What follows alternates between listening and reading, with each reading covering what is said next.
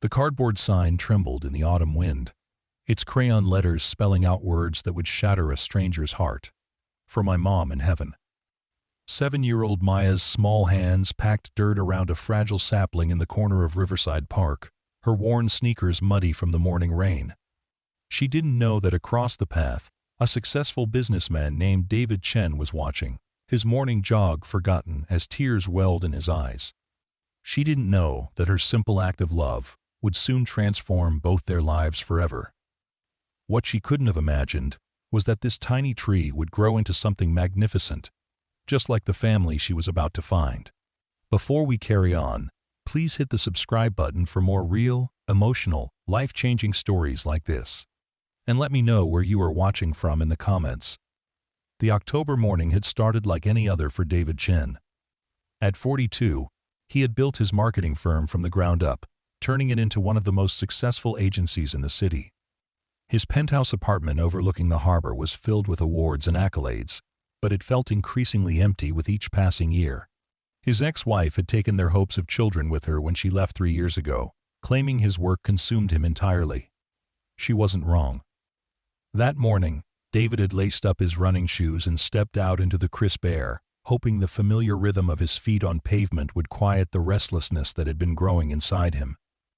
The park was nearly empty, just a few dog walkers and early commuters cutting through on their way to the subway. He was halfway through his usual route when he saw her. The little girl couldn't have been more than 7 or 8 years old. Her dark hair was pulled back in a ponytail secured with a rubber band that had seen better days, and her jacket was too big for her small frame. She knelt beside a freshly dug hole near the park's edge, carefully placing a small maple sapling into the earth. The site itself wasn't unusual. The city often encouraged community planting projects, but something about her intense concentration made David slow his pace. As he drew closer, he noticed the cardboard sign leaning against the nearby bench. The words were written in purple crayon, the letters uneven but clear. For my mom in heaven. Below that, in smaller print, I miss you every day. Love, Maya. David stopped running entirely. He watched as Maya patted the soil around the tree with her small hands, her movements gentle and deliberate. She reached into a plastic water bottle and carefully poured water around the base of the sapling, whispering something he couldn't quite hear. The tenderness in her actions, the pure love evident in every gesture, hit him like a physical blow. For a moment, he considered approaching her, asking if she needed help or if she was alone. But something held him back. This felt like a private moment, a sacred ritual between a daughter and her mother's memory. Instead, he stepped back, giving her space while keeping watch from a distance. Maya finished her planting and sat back on her heels, looking at the small tree with satisfaction. She reached into her pocket and pulled out a small pink flower, probably picked from somewhere else in the park, and placed it carefully at the base of the tree. Then she stood, brushed the dirt from her hands, and walked away, leaving the sign behind. David remained frozen in place, long after she disappeared from view. The image of her small hands caring for that tree, the words on that sign, the careful placement of the flower, all of it stirred something deep within him that he hadn't felt in years. He approached the tree slowly, reading the sign again, memorizing every word. The rest of his run was forgotten. He walked home in a daze, Maya's face etched in his mind. Throughout the day, during meetings and phone calls, he found himself thinking about her. Who was she? Where were her parents? The sign suggested her mother had died. But what about her father? Where was she living? Was she safe? That evening, David found himself researching local children's shelters and foster care programs. He learned about the dozens of children in the city who had lost their parents, who were living in temporary homes, who were aging out of the system with nowhere to go.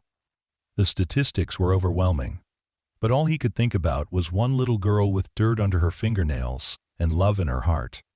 3 weeks passed before David saw Maya again. He had started jogging through the park every morning, taking the same route, hoping to catch another glimpse of her. Part of him wondered if he had imagined the entire encounter, if his loneliness had created a vision of connection where none existed. But there she was, kneeling beside the same tree, now showing the first signs of healthy growth.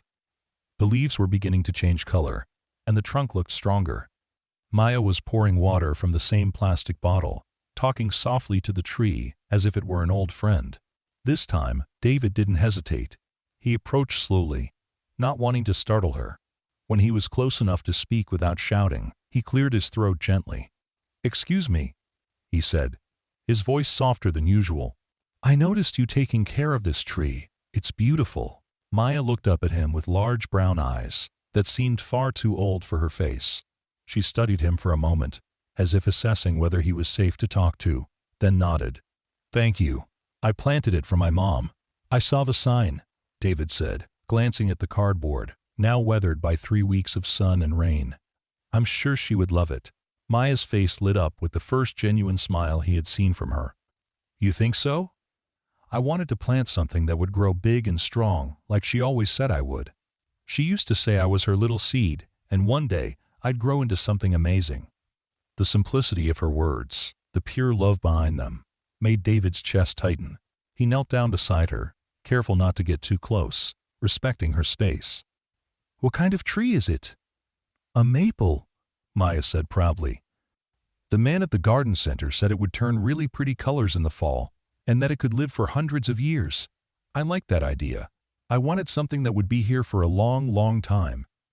"That's very thoughtful," David Debe said. "I'm dated, by the way." "I'm Maya," she replied, then turned back to the tree. "I come here every morning before school to check on it. Sometimes I bring it water, sometimes I just talk to it.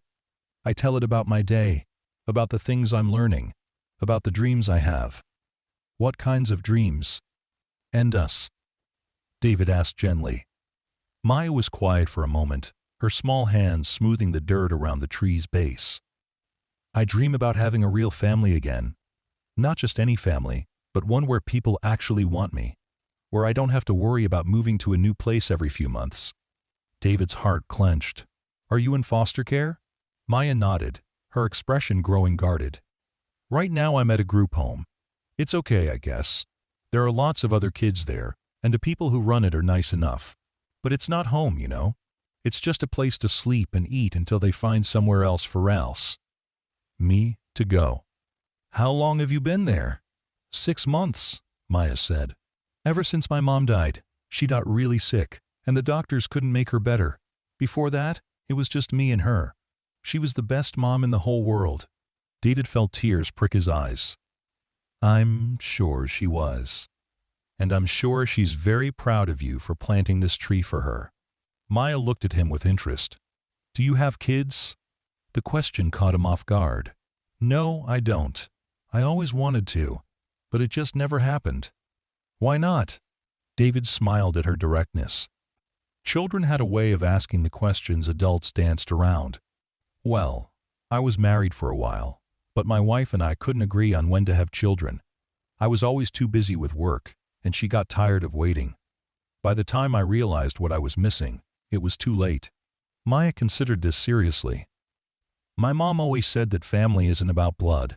It's about who chooses to love you. Maybe you'll still get to be a dad someday." Her words hit him like a lightning bolt. Here was this little girl, who had lost everything, offering him hope and wisdom. The irony wasn't lost on him that in trying to comfort her, she was somehow healing something broken inside him. "Maya," he said carefully, "what time do you come here every morning?" "Usually around 7, she said. "I have to be back at the home by 7:30 to get ready for school. Would it be okay if I came by sometimes, to check on the tree with you?" Maya's face brightened. "Really? You'd want to do that?" "I'd like that very much," David said, and he meant it. "Maybe I could bring some plant food or some tools to help take care of it." "That would be awesome," Maya exclaimed. Then her expression grew more serious. "But you promise you're not some weird person who's going to hurt me?" "Because they taught us at the home to be careful about strangers." David appreciated her caution. It showed she was smart and had been taught well. "That's very good advice, and you should absolutely be careful. How about this? Would you like me to talk to the people at your group home? I could introduce myself, let them know I'd like to help with your tree project. Would that make you feel safer?" Maya nodded enthusiastically. Yes. Mrs. Rodriguez runs the home, and she's really nice. She'd want to meet you first. David pulled out his phone and made a note. What's the name of the home? Sunshine Children's Center, Maya said. It's on Hoke Street. David knew the area. It was across town, which meant Maya was taking the bus or walking a considerable distance to get to the park each morning. The dedication she showed to caring for this tree, to honoring her mother's memory, was remarkable. I'll call them today, David promised. And Maya, I think what you're doing here is really special. Your mom would be so proud. Maya beamed at him, and for the first time in years, David felt a sense of purpose that had nothing to do with profit margins or client presentations. As he watched her gather her things and head toward the bus stop, he realized that this chance encounter was changing him in ways he couldn't yet fully understand. That afternoon, David found himself sitting in his office, staring at the phone number for Sunshine Children's Center. He had never called a children's home before, had never involved himself in the foster care system, but Maya's face kept appearing in his mind, along with her words about family being about who chooses to love you. When he finally dialed the number, a warm voice answered. Sunshine Children's Center. This is Maria Rodriguez speaking. Mrs. Rodriguez, my name is David Chen. I'm calling about one of your residents, Maya. I met her in the park this morning, and I wanted to introduce myself. There was a pause. Maya mentioned meeting someone at the park. She was very excited about it when she got back. Can you tell me a little about yourself, Mr. Chen? David explained his encounter with Maya, his desire to help her care for the tree, and his background.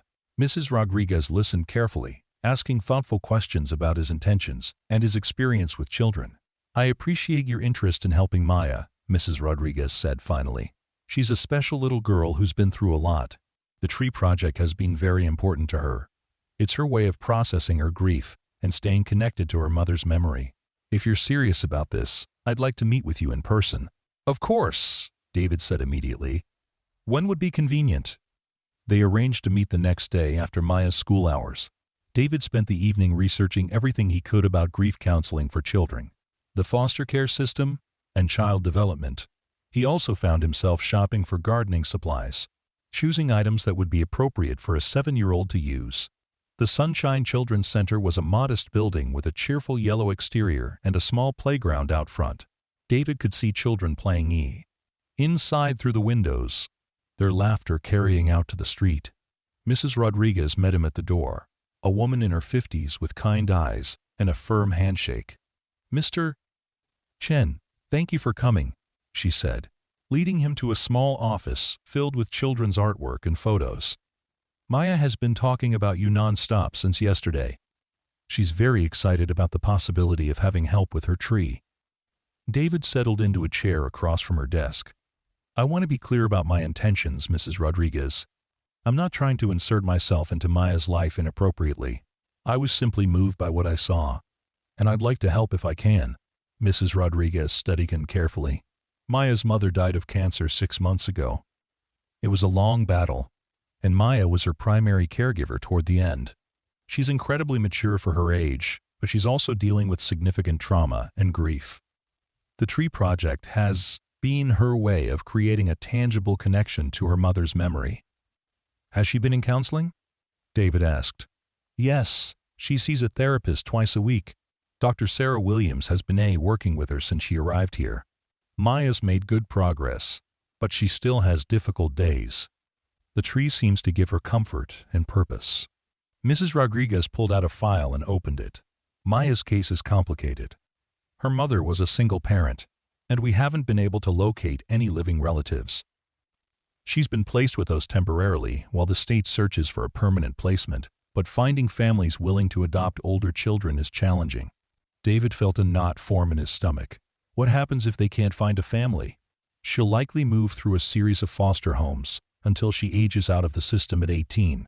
Mrs. Rodriguez said matter-of-factly. It's not ideal, but it's reality for many children in her situation. The thought of Maya moving from home to home, never finding stability, made David feel physically ill. What if someone wanted to adopt her? What would that process look like? Mrs. Rodriguez raised an eyebrow. Are you asking hypothetically, Mr. Chen? David paused, surprised by his own question. I'm not sure. I just met her yesterday, but there's something about Maya that has really affected me. I keep thinking about her words, about family being about who chooses to love you.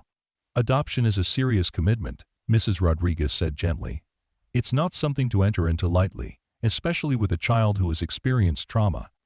Maya would need stability, consistency, and a lot of patience as she continues to heal. I understand that, David said. I'm not making any decisions today. I just want to help with the tree project for now, get to know her better. But I'd like to know what the process would involve, if I decided to pursue it. Mrs. Rodriguez spent the next hour explaining the adoption process, the home studies, the legal requirements, and the emotional challenges. She also talked about Maya's specific needs, her love of reading, her struggles with nightmares, her fierce independence, and her deep capacity for love.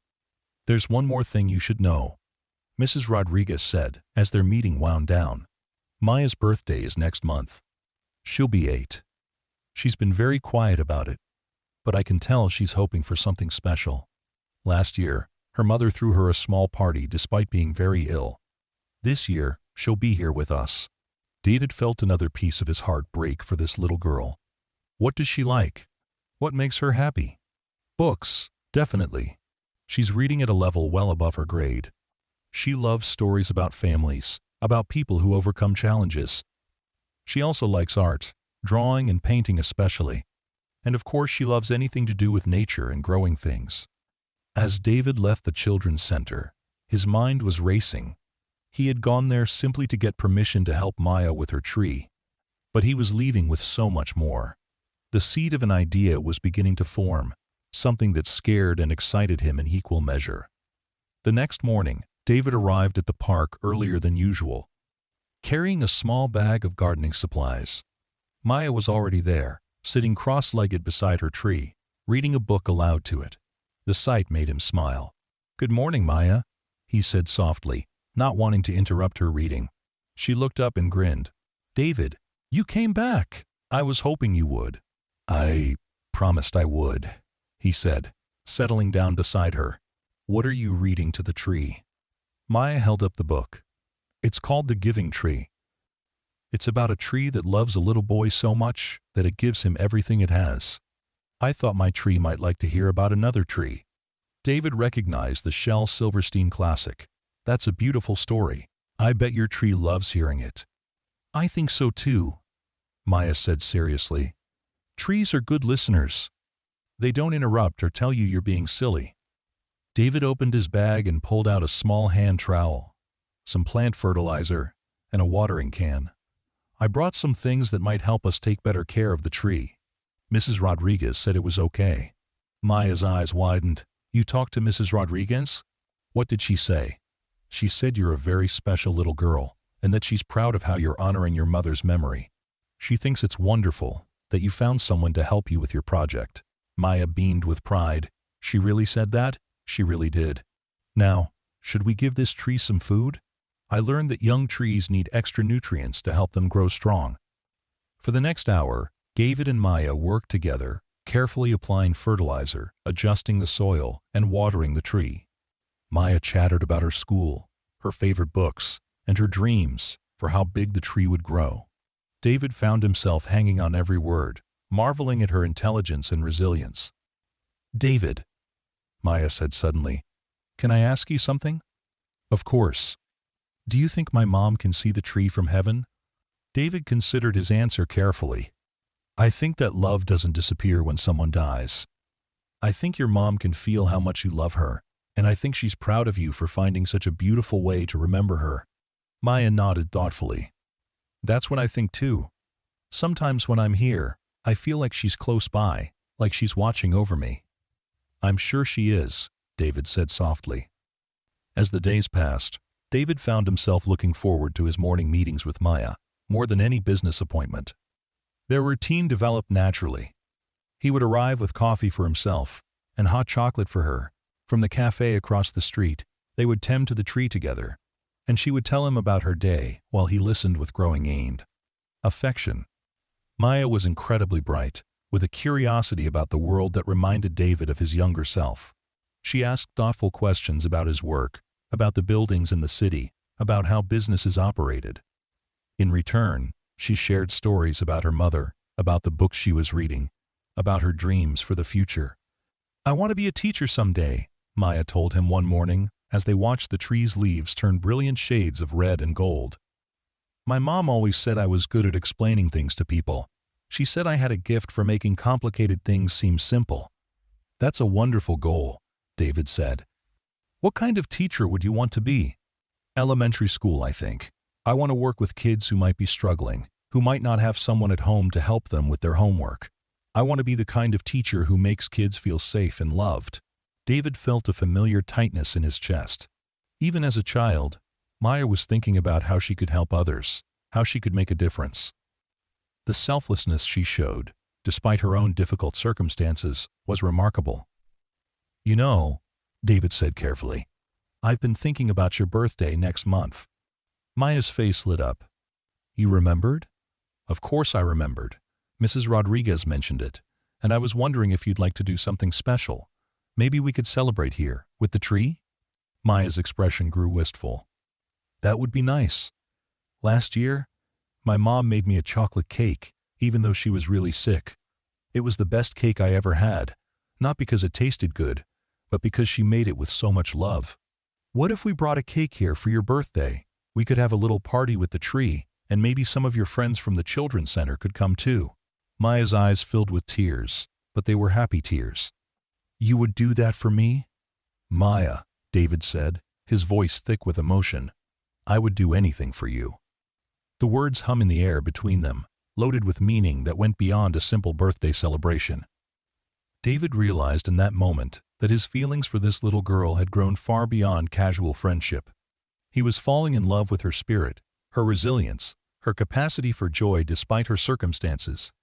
The idea of adoption, which had seemed so foreign just weeks ago, was beginning to feel not just possible, but necessary.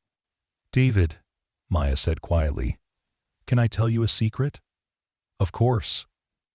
"Sometimes I pretend that you're my dad. Not because I don't love my mom, but because I think she would have liked you. She always said that good people find each other when they need to." David felt tears spring to his eyes. "Maya, can I tell you a secret too?" She nodded eagerly. "Sometimes I pretend that you're my daughter, and I think your mom would be proud of the amazing person you're becoming." Maya threw her arms around his neck, hugging him tight. "I love you, David. I love you too, Maya," he whispered back, and he meant it with every fiber of his being. That evening, David sat in his apartment, staring out at the city lights. His conversation with Maya had crystallized something that had been building inside him for weeks. He didn't just want to help her with her tree, he wanted to be her father. He wanted to give her the stability and love she deserved, the family she dreamed of having. But wanting something and being able to provide it were two different things. David had built his career by being logical, by analyzing every angle before making decisions. Now he was contemplating the biggest decision of his life, one that would change everything. He picked up his phone and dialed a number he had memorized, but never used. "Dr. Williams, this is David Chen. Mrs. Rodriguez gave me your number. I'm the man who's been helping Maya with her tree project. I was wondering if we could talk." Dr. Sarah Williams was a child psychologist who specialized in trauma and grief counseling. She had been working with Maya since her arrival at the Children's Center, and Mrs. Rodriguez had suggested that David speak with her if he was serious about pursuing adoption. They met 2 days later in Dr. Williams' office, a comfortable space filled with toys and art supplies.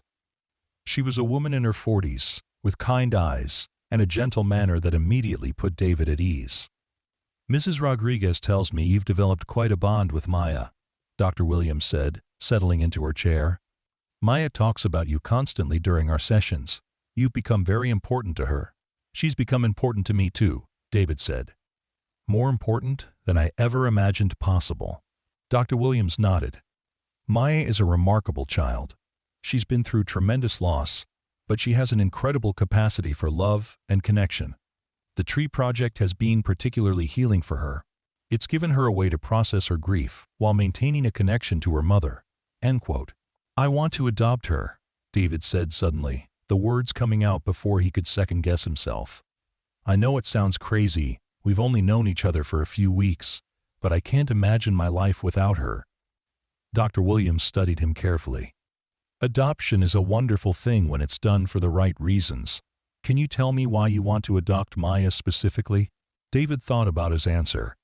At first, I was just moved by what I saw. This little girl taking such tender care of a tree in memory of her mother.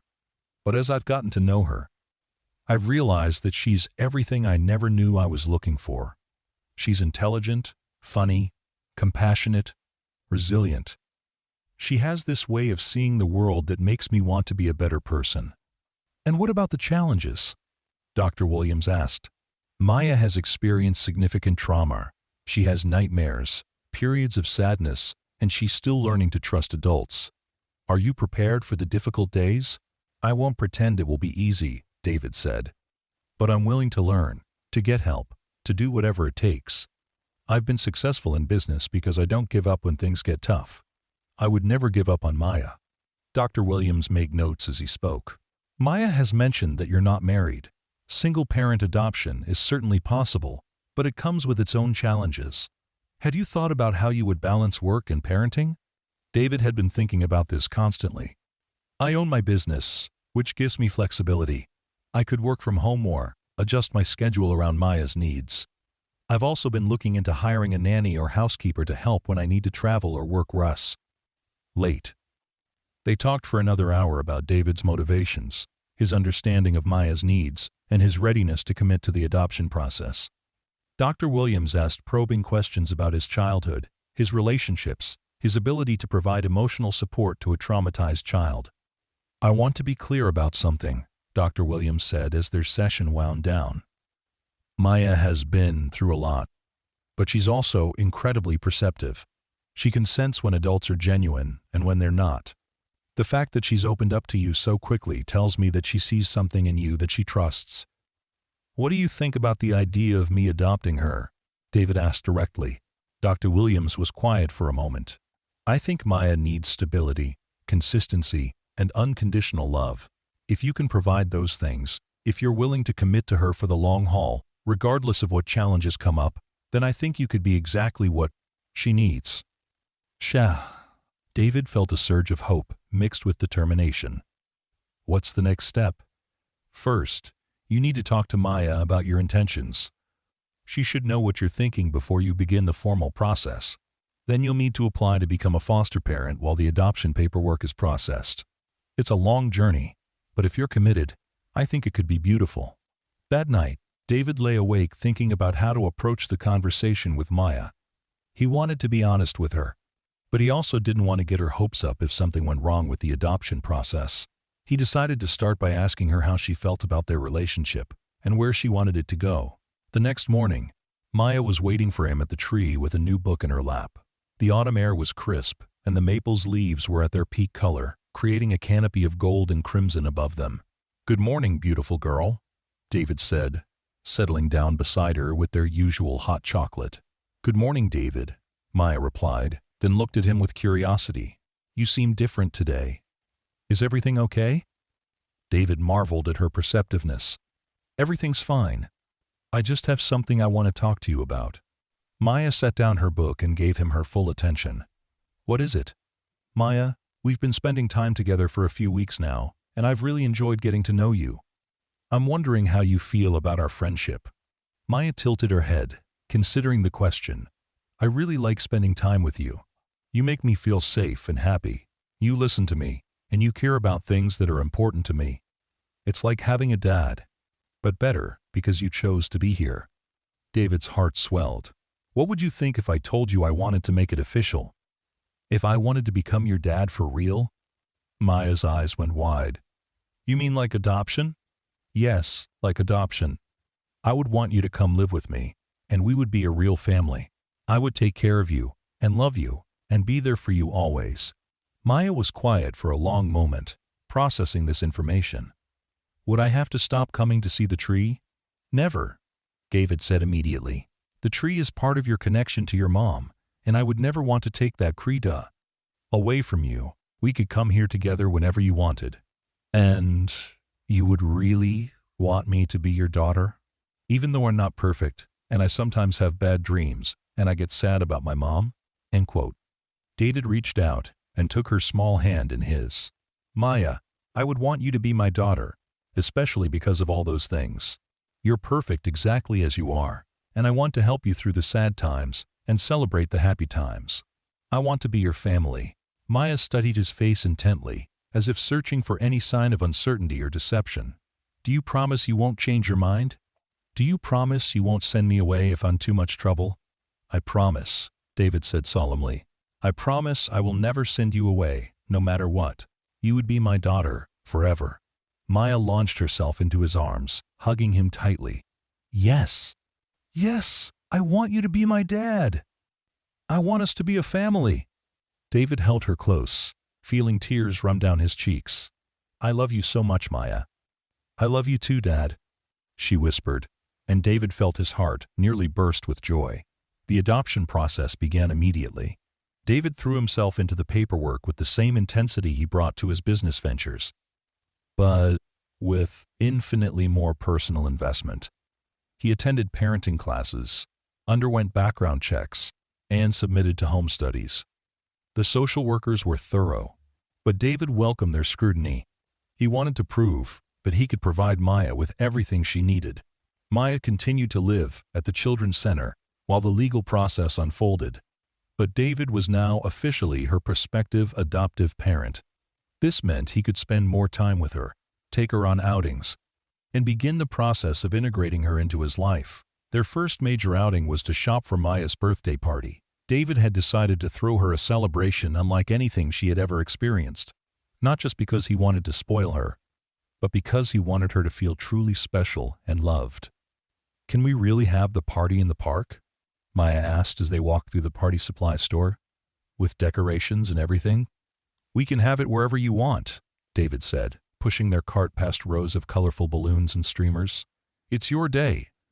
Maya selected decorations in shades of pink and gold, her favorite colors. She chose a small cake decorated with flowers, explaining that her mom had always loved gardens. David watched her make these choices with growing admiration for her thoughtfulness and maturity. "David," Maya said as they loaded their purchases into his car, "can I ask you something?" "Always." "When the adoption is final, will I get to change my name? Could I be Maya Chen?" David felt his throat tighten with emotion. "If that's what you want, absolutely. I would be honored to share my name with you." "I think my mom would like that," Maya said seriously. "She always said that families can be made in lots of different ways, and that love is what makes them real." Maya's 8th birthday party was everything David had hoped it would be. They decorated the area around the tree with balloons and streamers, creating a magical space that honored both celebration and memory. Mrs. Rodriguez brought several children from the center, and Dr. Williams attended as well. David had also invited a few of his close friends, wanting Maya to meet the people who would become part of her extended family. As Maya blew out the candles on her cake, she made a wish with her eyes closed tight. When she opened them, she looked directly at David. "What did you wish for?" he asked. "I wished that my mom could see how happy I am," Maya said. "And I wished that our family would always be this full of love." David felt tears spring to his eyes. "I think both of those wishes are going to come true." The party was a success, but the real joy came from watching Maya interact with David's friends and colleagues. She was polite and charming, but also authentically herself. She told them about her tree, love of reading, about her plans to become a teacher. David felt proud in a way he had never experienced before. As the sun began to set and the party wound down, Maya and David sat beside the tree together, watching the last of the daylight filter through the golden leaves. "This has been the best birthday ever," Maya said, leaning against David's shoulder. "Thank you for making it so special." "You made it special just by being you," David replied. "I love you, Maya." "I love you too, Dad." The words still sent a thrill through David's heart. He was officially Maya's father now, in every way that mattered. They were just waiting for the legal paperwork to make it official. 2 months later, David received the call he had been waiting for. The adoption had been approved, and they could finalize it in court the following week. When he shared the news with Maya, she cried tears of joy. "It's really happening?" she asked. "I'm really going to be your daughter?" "It's really happening," David confirmed. "We're going to be a family forever." The day of the adoption finalization was cold and gray, but David and Maya were both dressed in their finest clothes. Maya wore a new dress that David had bought for the occasion, and she carried a small bouquet of flowers to place on her mother's grave after the ceremony. The courthouse was busy, filled with families navigating various legal proceedings. David felt nervous as they waited for their case to be called. But Maya seemed remarkably calm. She sat beside him, reading a book, and occasionally looking up to smile at him reassuringly. Chen family adoption. The clerk called, and David felt his heart race with excitement. The judge was a kind woman who had clearly presided over many adoption cases.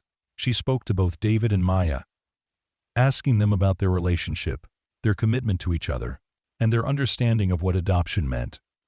"Maya," the judge said gently, "do you understand that when I sign these papers, David will be your father legally and forever?" "Yes, Your Honor," Maya said clearly. "He's already my dad in my heart." "This just makes it official." The judge smiled warmly. "And David, do you understand that you're taking on the full responsibility of raising Maya, providing for her needs, and loving her unconditionally?" "And I understand completely, Your Honor," David replied. "Maya is already the most important person in my life. I can't imagine it any other way." The judge reviewed the paperwork one final time, then picked up her pen. "Then by the power vested in me by the state, I hereby grant this adoption. Maya, you are now officially Maya Chen, and David, you are now officially her father. Congratulations to both of you." David felt tears streaming down his face as Maya launched herself into his arms. Around them, the small group of supporters that had come to witness the ceremony applauded. Mrs. Rodriguez, Dr. Williams, and several of David's friends had all gathered to celebrate this moment. "We did it, Dad," Maya whispered in his ear. "We're really a family now." "We're really a family," David agreed, holding her tight. After the ceremony, they drove to the cemetery where Maya's mother was buried. It was the first time David had visited the grave, and he felt nervous about intruding on such a personal moment. But Maya had insisted that he needed to meet her mom, even if it was only in spirit. The headstone was simple, but beautiful, engraved with Maya's mother's name, Rebecca Torres, and the words, "Beloved Mother and Friend." Maya knelt down and placed the flowers she had brought, then sat back on her heels. "Hi, Mom," she said softly. "I brought someone to meet you. This is David, my new dad. He loves me just like you did, and he takes really good care of me." David knelt down beside Maya, feeling the weight of the moment. "Hello, Rebecca," he said quietly. "Thank you for raising such an incredible daughter. I promise I'll love her and protect her always." Maya looked at him with tears in her eyes. "She would have loved you, Dad. I can feel it." They sat there for a while in comfortable silence, each lost in their own thoughts. David found himself making silent promises to Rebecca, vowing to honor her memory by giving Maya the best life possible. As they prepared to leave, Maya turned back to the headstone one more time. "Mom, we're going to keep taking care of your tree. It's growing so big and strong, just like you said I would. And now I have someone to help me water it every day." The drive home was quiet but comfortable. Maya had fallen asleep in the passenger seat, exhausted by the emotional weight of the day. David glanced over at her frequently, still hardly believing that this amazing little girl was now his daughter. When they arrived at David's apartment, Maya's new home, she woke up and looked around with fresh eyes. "This is really my home now?" she asked. "This is really your home now," David confirmed. "Would you like to see your room again?" David had spent weeks preparing Maya's room, wanting it to be perfect for her arrival. He had painted the walls a soft lavender color, Maya's favorite, and filled the space with bookshelves, art supplies, and a comfortable reading nook by the window. The centerpiece was a small desk where Maya could do her homework and write in the journal Dr. Williams had suggested she keep. Maya walked into the room slowly, taking in every detail. "It's perfect, Dad. It's the most beautiful room I've ever had." "I'm glad you like it," David said. "We can change anything you want, add anything that would make you feel more at home." Maya walked over to the window and looked out at the city skyline. "Can we still go to the park every morning to see the tree?" "Of course," David said. "That's our special time together. Nothing will change that."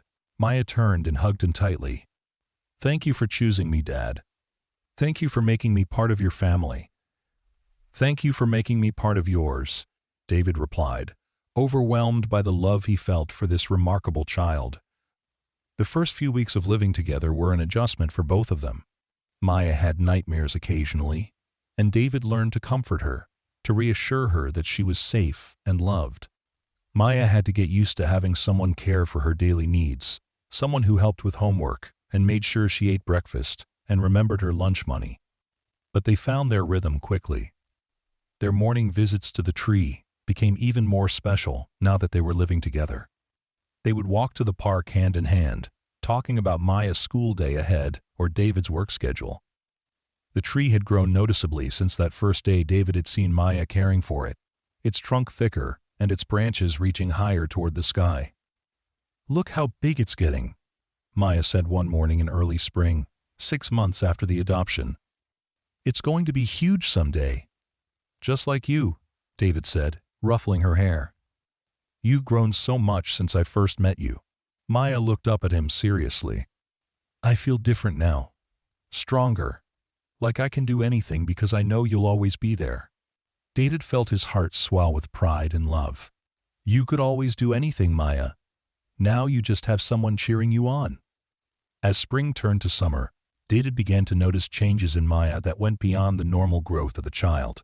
She seemed more confident, more willing to take risks, more open to new experiences. She had made friends at her new school, children who came from stable homes and who welcomed her into their groups without question. Maya's teacher, Mrs. Patterson, had nothing but praise for her. "Maya is exceptional," she told David during a parent-teacher conference. "Her reading level is off the charts, and she has a natural ability to help other students. She's patient and kind, and the other children really look up to her." David felt proud, but not surprised. Maya had always been special. Now she was just in an environment where her gifts could flourish. One evening, as they sat together doing homework at the kitchen table, Maya looked up from her math worksheet with a thoughtful expression. "Dad, I've been thinking about something." "What's that, sweetheart?" "You know how my tree has grown so much since you started helping me take care of it?" David nodded, curious where this was going. "Well, I was thinking that maybe other kids who don't have parents could use help too. Like maybe we could help them plant trees or start gardens, or maybe we could do something even bigger." David set down his pen and gave Maya his full attention. "What kind of bigger thing are you thinking about?" Maya's eyes lit up with excitement. "What if we started a foundation, like a group that helps kids who are in foster care or who don't have families? We could use the money you have from your business to make sure they have what they need, and maybe we could help them find families like you found me." David was stunned by the sophistication of Maya's thinking. "That's an incredible idea, Maya. Tell me more about what you're envisioning." Maya began to speak rapidly, her ideas flowing freely. "We could call it the Rebecca Foundation, after my mom. We could help kids get school supplies and clothes and books. We could make sure they have birthday parties and Christmas presents. And maybe we could create a program where successful adults like you could mentor kids who are aging out of the system." End quote. David felt tears prick his eyes.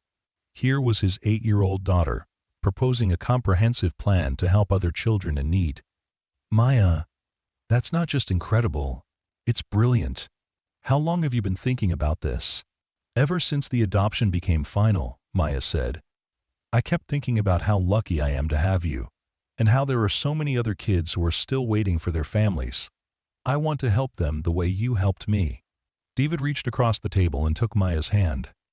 "I think your mom would be incredibly proud of this idea, and I think we should absolutely do it." Maya's face broke into a huge grin. "Really? We can really start a foundation?" "Really," David said.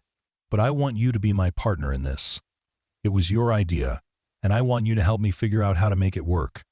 Over the next several months, David and Maya worked together to establish the Rebecca Foundation.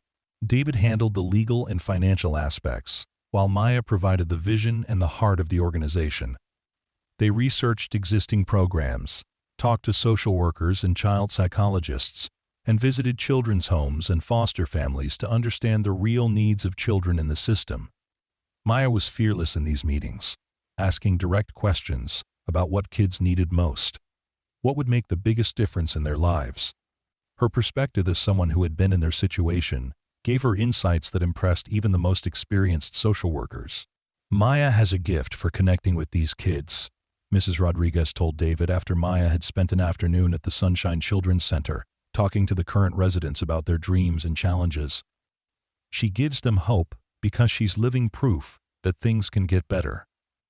The Foundation's first major project was a back-to-school program that provided new clothes, school supplies, and books to children in foster care. Maya insisted on personally selecting items for each child, choosing books that she thought would inspire them, and clothes that would help them feel confident and special. The program was a huge success, helping over 200 children in its first year. But Maya wasn't satisfied with just providing material goods.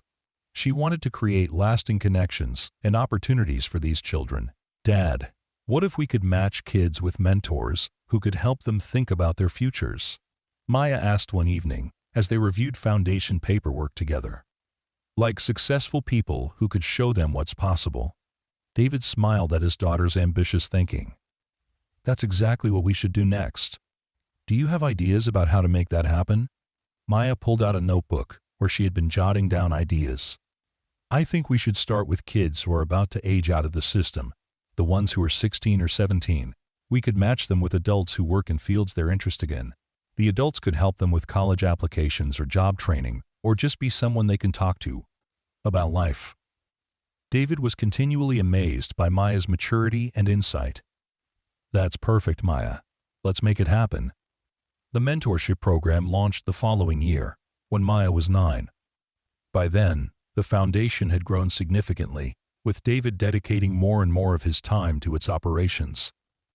He had stepped back from his marketing business, appointing a capable manager to handle day-to-day operations while he focused on the foundation. Maya was deeply involved in every aspect of the foundation's work.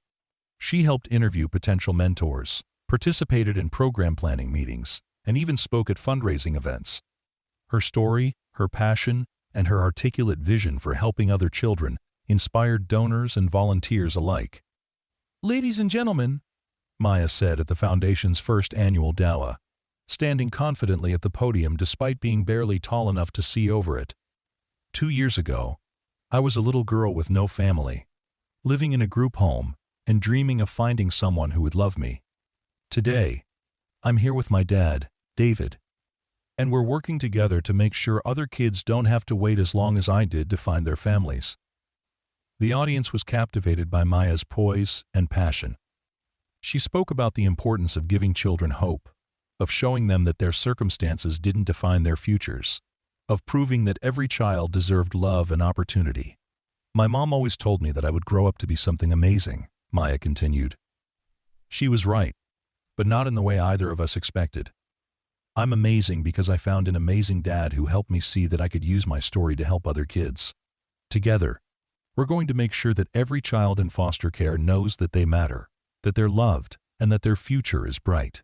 The gala raised over $500,000, but more importantly, it established the Rebecca Foundation as a serious force for change in the child welfare system. News outlets picked up Maya's story, and soon she and David were fielding interview requests from national media. "We're not trying to be famous," Maya told a reporter from the local newspaper. "We just want people to know that there are amazing kids out there who need families, and that becoming a family doesn't always happen the way people expect. Sometimes the best families are the ones that choose each other." As Maya entered her preteen years, she continued to be deeply involved in the Foundation's work, while also focusing on her own education and development. She had tested into the gifted program at school and was taking advanced classes in literature and mathematics. Her teachers consistently praised her leadership abilities and her compassion for other students. Maya has a way of making everyone feel included and valued, her fifth-grade teacher, Mr. Johnson, told David during a parent conference. She naturally gravitates toward kids who are struggling or who feel left out, and she has this ability to boost their confidence without making it seem like charity. David wasn't surprised. Maya had experienced exclusion and uncertainty herself, and she had developed an acute sensitivity to others who might be struggling with similar feelings. At home, Maya and David had settled into a comfortable routine that balanced structure with flexibility. Maya had chores and responsibilities, but she also had plenty of time for reading, art, and spending time with friends. David had learned to be firm when necessary, while still respecting Maya's intelligence and independence. "Dad, do we talk about something?" Maya asked one evening as they sat together in the living room, she reading a book and he reviewing foundation documents. "Always," David said, setting aside his papers. "What's on your mind?" Maya closed her book and turned to face him. "I've been thinking about my future, about what I want to do when I grow up." "Oh? Have your thoughts about teaching changed?" "Not exactly," Maya said thoughtfully. "I still want to work with kids, but I think I want to do it through the foundation. I want to help it grow into something that can help children all over the country, maybe even all over the world." 1. David felt a surge of pride mixed with amazement. "That's a big dream, Maya. Tell me more about what you're envisioning."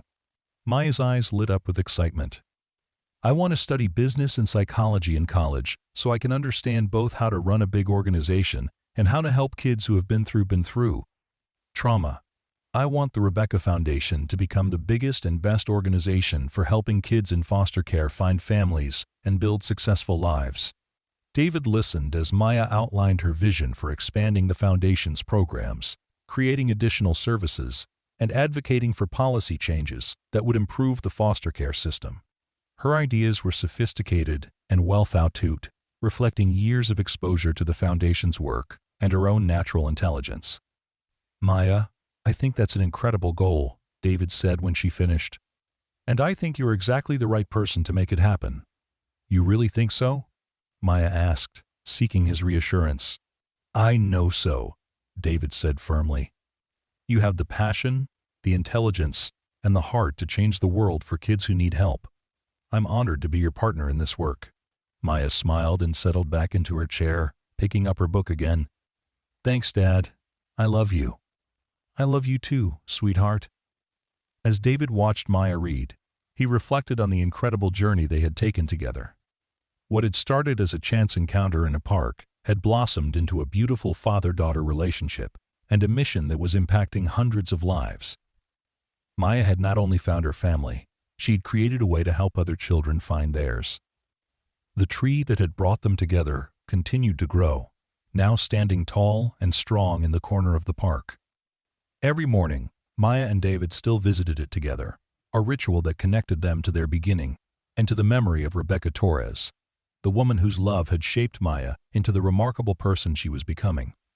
3 years later, when Maya was 12, the Rebecca Foundation had helped over 1,000 children find families, provided educational support to hundreds more, and advocated for policy changes that were improving the foster care system across the state.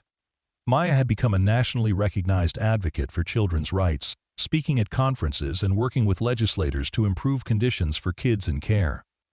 "Dad," Maya said one morning as they stood beside their tree, now a magnificent maple that provided shade for half the corner of the park, "do you ever wonder what would have happened if you hadn't stopped that day you first saw me here?" David considered the question seriously. "I think somehow, some way, we would have found each other. I think your mom was looking out for both of us, guiding us toward each other when we needed it most." Maya nodded thoughtfully. "I think so too, and I think she's proud of what we've built together." "I know she is," David said, putting his arm around Maya's shoulders. "Just like I'm proud of you every single day." Maya leaned against him, comfortable in the love and security that had become the foundation of her life. "I'm proud of us too, Dad. We make a pretty good team." "The best team," David agreed, looking up at the tree that had changed both their lives. Its branches reached high into the sky, strong and beautiful, a living testament to the power of love, hope, and the courage to choose family in all its forms. As they walked home together, Maya chattering about her plans for the Foundation's next program, David felt a deep sense of gratitude for the journey that had brought them together. He had thought he was successful before he met Maya, but now he understood that true success wasn't measured in profit margins or business achievements. It was measured in love given and received, in lives changed and improved, in the legacy of caring that would continue long after they were both gone. The little girl who had planted a tree for her mother in heaven had grown into a young woman who was planting seeds of hope for children everywhere. And the man who had stopped to watch her tend that tree had discovered that the greatest business venture of his life wasn't building a company. It was building a family and a foundation that would change the world, one child at a time. Maya Chen, formerly Maya Torres, daughter of Rebecca and David, founder and future leader of the Rebecca Foundation, walked beside her father toward home, her future as bright and promising as the golden leaves that danced above them in the autumn breeze. Behind them, the tree stood tall and strong, a symbol of love that transcends death, family that transcends blood, and hope that transcends any obstacle. In the end, Maya's simple act of planting a tree had grown into something far more magnificent than she could have ever imagined. Just as her mother had predicted, Maya had indeed grown into something amazing, not just for herself, but for countless children whose lives would be touched by her compassion, her determination, and her unwavering belief that every child deserves to be chosen, to be loved, and to be given the chance to flourish. The Rebecca Foundation would continue to grow and expand, eventually helping thousands of children find families and build successful lives. Maya would go on to study at Harvard, earning degrees in both business and psychology, before returning to lead the foundation full-time. She would never forget the morning she knelt beside a small sapling with dirt under her fingernails and love in her heart. Never forget the moment a stranger stopped to watch and chose to stay. Never forget that sometimes the most beautiful families are the ones that grow from seeds of compassion planted in the most unexpected places. And David would never forget the day his morning jog was interrupted by the sight of a little girl with a cardboard sign, the day his heart cracked open and let in the light he never knew he was missing. He would never forget that love doesn't always announce itself with fanfare. Sometimes it whispers through the actions of a child who plants a tree for her mother in heaven and accidentally changes the entire course of a man's life. Their story would inspire countless others to consider adoption, to volunteer with children in need, to look for ways to make a difference in young lives.